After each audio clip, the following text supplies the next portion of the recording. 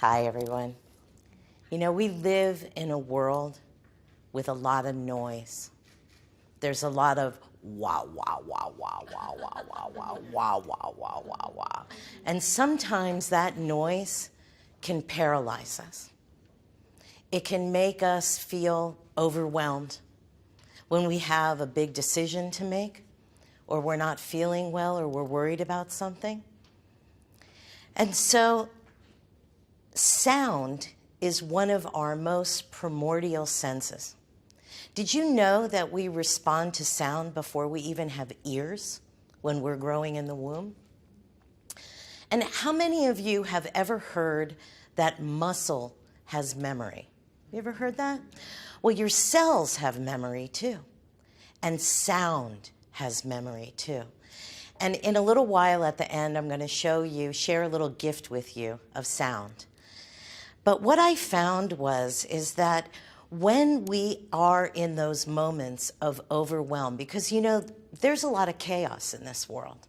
We have zero control over the chaos that comes into our life. But we do have a choice how we respond to that chaos. And like a lot of us here, I've been through it all. Loss of a husband of 41 years unexpectedly, a diagnosis of diabetes. I found myself, I'm only 5 feet tall. I don't know the translation into meters, forgive me, but I found myself weighing 288 pounds. And I was literally, I heard Janelle say Greek tragedy, I was like Atlas holding up the world and carrying everything on my shoulder.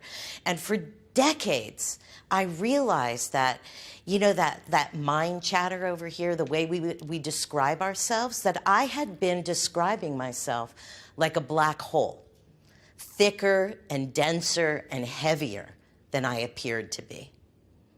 And I realized in that moment that I needed to make a shift. I needed to change something. And I came into this world just completely enamored with sound. I was the little girl that skipped along and made up little ditties, grab a microphone anytime there was one to sing for anyone, anywhere. And even later in my life, I became a professional jazz and blues singer. And sound was always really important to me. And so I want you to know that sound saved my life. And when I had tried, because I've been meditating and doing yoga since I'm 11 years old, and I took good care of myself, I thought. But I always put myself in the back of the line.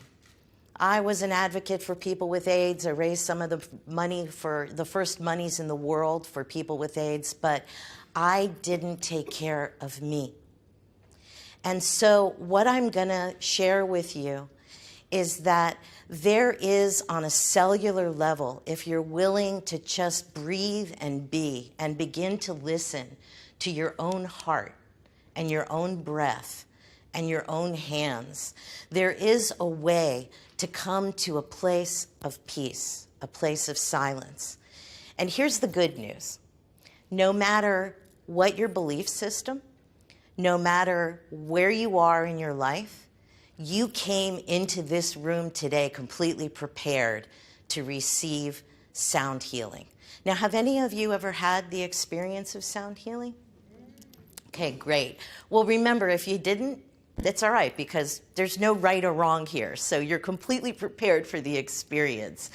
So what I'd like to invite you to do, and remember, if I ask you to close your eyes, you can. If you want to keep your eyes open, you can keep your eyes open, because there's no right or wrong way to do this. But I'm going to take us on a little mini sound journey just to give you a brief experience of coming into a place of bliss and balance and peace. And although I love my woo-woo instruments, I usually carry a whole entourage, but I couldn't bring them all the way from Florida to New Zealand.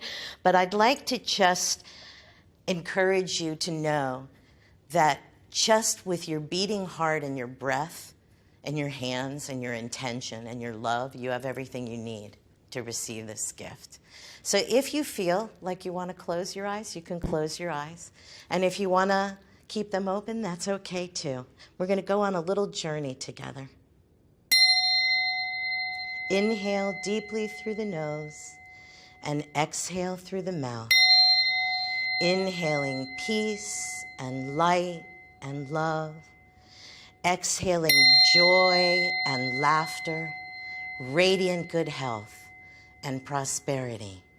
Inhale deeply and exhale completely, and allow yourself to absorb the sound on a cellular level.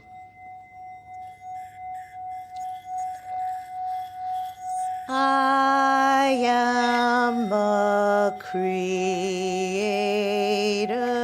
God, divinity at birth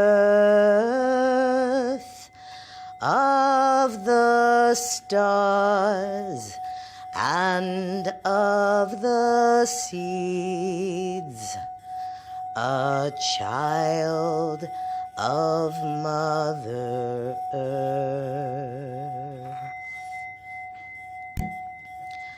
I am all right.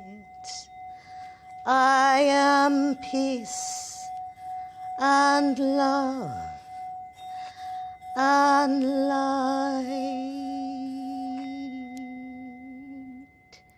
Inhale deeply through the nose and exhale through the mouth, and begin to bring yourself gently back into your body, into the room.